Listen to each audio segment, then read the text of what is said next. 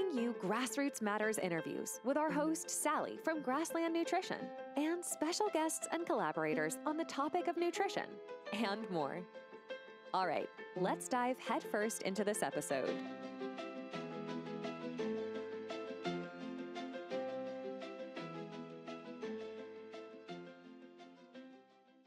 Join us as we explore Becky's incredible journey to improved health through intuition and natural healing.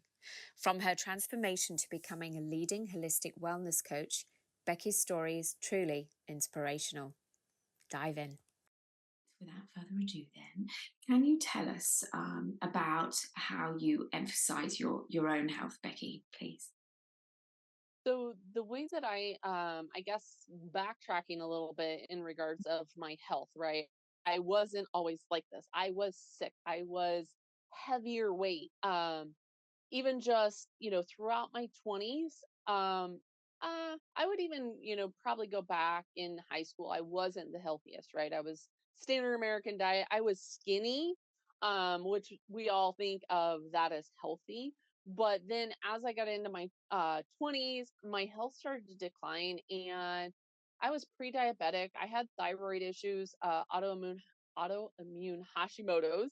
And my dad was a very brittle diabetic, so I had the Hashimoto's going against me. I did have a high A1C. And then I ended up with precancerous cells, or I should say cancerous cells, and ended up having a full hysterectomy in my late 20s. That really started a lot of a cascade of health issues. And still, I was under the standard American diet, right? The next big fad, not really looking at what is my health as a whole, but what can I do that is going to make me skinny, right? Weight Watchers, calorie in, calorie out, slim fast, da da da da, chasing that next big fad. Weighing well over 200 pounds at this point. Like I said, I was pre-diabetic. My A1C was high. I knew I had to do something because I was already in my late 20s and on 7 pharmaceutical medications. I had to do something. I had to take my health back and get off of the bronchodilators, get off of, the SSRIs for depression. And that's when I came into more of the animal-based keto world and the whole food side of things. I did go strictly carnivore, and that's when I met Grassland Nutrition and bringing them into the realm of the high fat side, because doing a high fat version of carnivore isn't always easy when you're traveling. Doing the nose to tail, having that option of on the go. I did very well with Dr. Sean Baker and doing the carnivore until it didn't work. And that's when I was consuming a lot of protein. I was sitting down. I'm in the middle of Nebraska. For those of your followers that don't know, I'm in the middle of Nebraska, in the United States, and cattle country. So I was having a big steak just at a meal, 2-3 times a day. I was still gaining weight. My glucose was going up. Things weren't reversing. And so it wasn't until I shifted that, got a continuous glucose monitor, and realized, hey, my blood sugars are going up. What if I reverse these macros and do a high fat, moderate protein aspect? And when I did that, like I said, things started to get better. I started to feel better. I had more energy. The A1C reversed from 6.0 and ultimately down to 4.8 the last time I had it checked. But doing that high fat, like I said, on the go. I have kids. I have 3 biological and a stepson. So being on the go with them is hard. We were at wrestling meets. Well, how do you take butter, and not have it melt? How do you take certain things? It was hard. And so I'm like, what other options can I do to take fat with me? And that's when I come upon the freeze dried aspect. Freeze dryers are expensive, so it's like, let's cut out, the aspect of doing it myself. What companies are out there? And like I said, that's when I fell upon Grasslands Nutrition with the freeze dried suet and implementing it into my snack, what I call a snack mix. I'll take the organs and mix them with the freeze dried suet. And like I said, ultimately, I am off the pharmaceutical medications. My glucose is better. I don't deal with asthma. But again, it stopped working, right? I got to this sedentary point And that's when I went beyond the nutrition and started, looking at the circadian, and I got certified in circadian biology, and I started looking at the grounding, the crazy person with two heads that'll be outside barefoot in a tank top. um Doing the grounding in the middle of wintertime when it's 30 degrees or below 10 degrees Celsius. And people look at me like, you're doing what? But ultimately it all did end up and lead into where I am at this day, and being able to release that weight, get off pharmaceuticals, and really have a life of thriving and passion. So Oh, that's really awesome. And I'm really glad that you found us. Can you tell us a little bit more about your daily habits? You've spoken, and I've seen, so I've come across obviously the circadian biology, and we also practice that here. It's all part and parcel of what we do and the products that we create as well. But could you give me like just a little bit of a lead in on your kind of typical day? Your habitual habits, yeah, that keep you so thriving.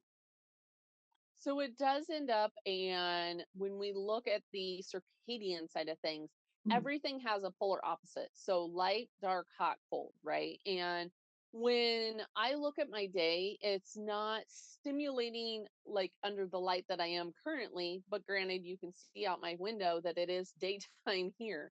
So not being under this junk lighting, if you will, at inappropriate times because of our hormones. And a lot of our hormones are circadian hormones. And so when we're shifting, especially the cortisol and the melatonin at inappropriate times of the day, such as getting up and looking at your cell phone, scrolling social media or checking emails or anything along those lines, when we end up and do it at inappropriate times, it does overstimulate the cortisol, and then it creates issues for the body. So what I do is I get up, I'm in red light, natural light, first thing in the eyes. So I am in red light throughout the morning until the sun rises. And then I'm outside, I'm seeing that sunlight with the naked eye. I'm putting my feet to the ground, no matter what the season is. Those are my non negotiables. Seeing natural light, getting the morning grounding aspect, because the magnetic field of the earth shifts depending on the timing of the day, but also on the seasons. So getting that consistently, and that is part of it, is being consistent with this. But then as I transition through the day, then being able to respect it again, get light breaks, get out there, because that helps the sleep. So many people don't realize that seeing sunrise in the morning is going to help your sleep at night, but it stores that red light in the pituitary gland, and it helps to build that melatonin naturally. So that when we see the sunset, then in the evening time, there's four key times: sunrise, UVA, UVB, and then sunset. But when we see the sunset in the evening time, that ends up and tells our body, okay, it's time to gradually increase this melatonin, decrease the cortisol, because the day is winding down and it's time for sleep. Now, yes, there are things that I will do throughout the day. Like I said, the cold exposure, exposing to temps at the appropriate time for the core body temperature, eating with sunrise, the timing that we end up when we have our meal, because our organs are also on a circadian rhythm. So they need that proper signaling, not just the sex hormones of the body, if you will. So having this proper shift, because also everything kind of stems off cholesterol and pregnenolone, but whether it's the sex hormones or whether it's cortisol. But when we shift things into this stressed out cortisol state, it mm, takes away from sex hormones. So someone like myself that had that hysterectomy don't have those reproductive organs, where when we're stimulating the cortisol in too much and in that fight and flight, it does take away from those sex hormones, which is what happens in menopausal, or in someone like myself that had the hysterectomy, the adrenals take over and help to produce those sex hormones. And when we're too far shifted, one way or the other. And so really being consistent on this aspect is what helps. And then I kind of go throughout my day. I stop eating well before sunset, because when we're eating after sunset, that again ramps up the insulin, it ramps up that cortisol, so it misaligns that melatonin production. Not uh having junk light. So I'll wear my blue blockers after sunset. I'll be in red light typically up here in my office in the evening times when I'm coaching and, on my BNC meetings and that type of stuff. It all does play a role in the emotional aspect as well. And so I guess all of those triggers, those experiences that you had with your own health, and then finding the circadian biology, and then becoming certified in that, and you clearly have an awful lot of experience there, which is amazing, and you fed that into what you now do with BNC. So your Beyond Nutrition community and your coaching that I believe you do as part of a community with others as well. Can you tell me a little bit more about how you set that up, and um, how kind of viewers can find out more about what you do and the services that you offer within that? Yeah, so I do have the Beyond Nutrition community where we have several meetings per week. We actually have like 10 meetings per week that Mm, we end up and we do inside that community. And the reason why it is Beyond Nutrition is we go into mental health and addiction. I have 5 coaches plus myself in that community. So we touch on the mental health and addiction. We touch on the brain body and how the body ends up and holds past traumas and being able to work through those. We end up and have breath work because breath work and getting our body into that parasympathetic state is so important. Many people don't do meditation and breath work as a modality to help their health either, or they don't do it properly. They just know kind of the basics. And then I do have a nutrition meeting, so that's where we'll talk about like fat fasting or the macros. Some people, depending on their metabolic health, can add certain whole food carbs in there and do perfectly fine. So we do have a nutrition meeting, but then like I said, I have the aromatherapy meeting. So you can see, over my shoulder is doTERRA stuff. Um, I teach how to use aromatherapy with essential oils to support our health because it gets down on that molecular level, just like the circadian biology ends up and teaches us with the light aspect. So we do have those various meetings. You can find that at bncommunity.com. We keep it very affordable. That is my thing. I'm not going to end up and be one of these communities that is going to just be after chasing a buck. I'm after chasing health for people. And so if that can end up and be affordable, then people are going to end up and be able to, hit more people, get more people healthy, get more people reversing their health, and ultimately being the little warriors that we can be. Now, on the other aspect, in regards to my coaching, that can be found at Becky Niles Coaching, in Becky Niles coaching.com. I do one-on-one coaching. I have monthly coaching clients where I work with them one-on-one in depth on these different aspects, and we go through setting goals. We go through all these other areas that I've spoke to. Beyond that, yes, I do end up and work with Ben Azadi in the Keto Camp Academy. We work more in specific for those of your followers that don't know who Ben Azadi is. He is a 4-time best-selling author in regards to the Keto Flex and as well as keto books. So I work as a coach and client specialist over there, bringing my realm into also the keto world as far as the circadian and everything else.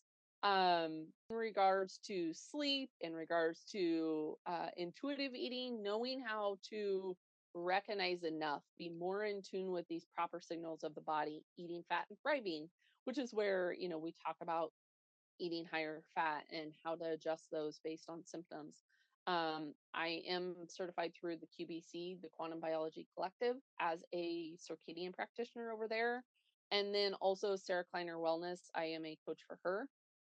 So I am in multiple spaces as far as what I teach, what I work on in regards to health and wellness. And in terms of your health markers, is there anything that you're still kind of focusing on there? Or have you come through your health journey entirely based from, where you were, which was really challenging back in your late 20s? It's always a constant health aspect, right? We never just get to sit back and not focus on health. So it is a constant aspect of focusing on that health, continuing to be consistent, continuing to work on it, making sure that we're, stress management is a priority, sleep is a priority, all of those areas that we focus on, and it being a market of priority. Yeah. So consistency for you Yes. is really important, and that's obviously part of your community, what you coach all the time. It's a way of life in order to kind of thrive, right? It Yeah. is. It's making it that lifestyle, right? It's not just something I'm going to end up and do temporarily. It's something that you have to make a non-negotiable lifestyle and be able to structure it, because we're not just looking at, what can I do in the next 30 days, 60, 90 days. It's what habits can I put in place that is going to be a sustainable practice and being able to work on it for a lifetime. Mm. And so with your own eating habits now, are you? I'm just curious here, really. Are you more keto? Are you more carnivore? Are you eating twice a day? You mentioned the circadian biology aspect of things and how you eat with the sunrise and you eat before sunset, like a number of hours before you go to sleep. Can you tell me a little bit more about your kind of typical day for consuming foods? So there are days where I'll eat 2 times a day. There's days I'll eat 3 times a day. It just ends up and it varies. Kind of what my day looks like, right? If I won't let the lifestyle aspect of not eating with my family. So there's times where we may end up and eat, that third meal in the day. And there's times where I've ate enough throughout the day that I'm very satiated. I know I've had enough. And so I end up and I just do the two. Now, as far as what I eat, that transitions. And I'm working on a program right now called Lunar Bites, where we go with the seasons. As when we're in wintertime, it's going to end up and look different than summertime, right? The foods that are available, the seasonal eating, but also breaking that down into like a monthly aspect on the lunar. So the difference in how we eat around a new moon, a full moon, the waxing and the waning moons, and how that kind of transitions, because the body likes variation. So, and we can always end up and go into that, again, a little bit further once I have that program up and going. But it is really transitioning with the seasons, that we need to look at. So in the wintertime, I'm going to end up and being more carnivore, or carnivore and fermented foods, because Mm. that's what would be more ancestral, right? When our ancestors would put foods up, it was, dried, dehydrated, fermented, some form of storage, versus a banana in the middle of winter time when it's not growing.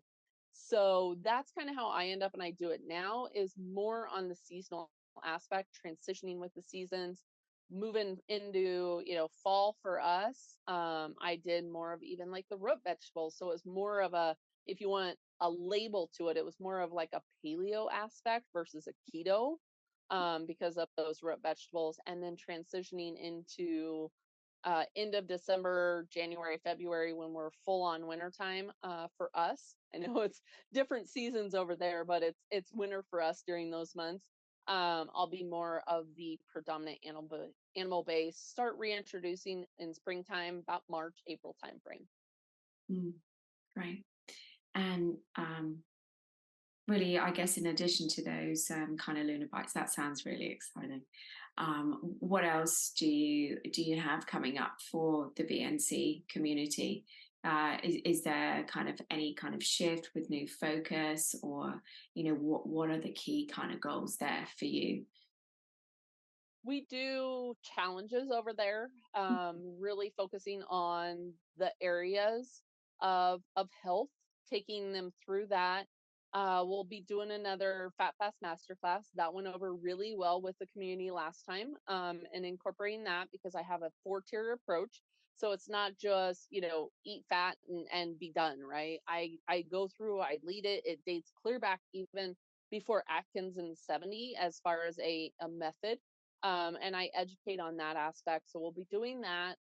We have several other challenges also in the works from some of the other coaches that are putting in there, but we're always constantly, focused on health, focused on making it that sustainable lifestyle.